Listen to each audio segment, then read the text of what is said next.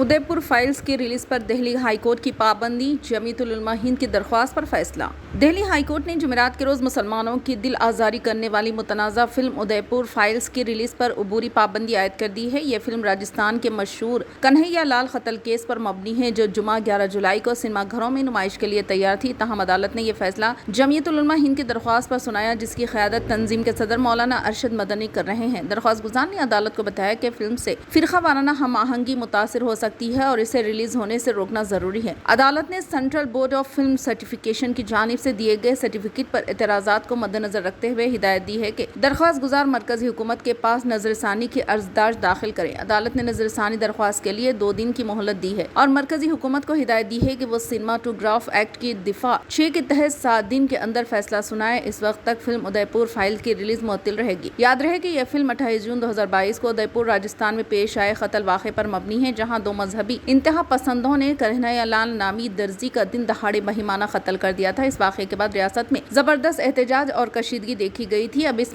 मौजू पर तैयार करदा फिल्म पर एतराज़ात सामने आए हैं, जिसकी रिलीज पर अदालत ने आखिरी लम्हे में पाबंदी लगा दी।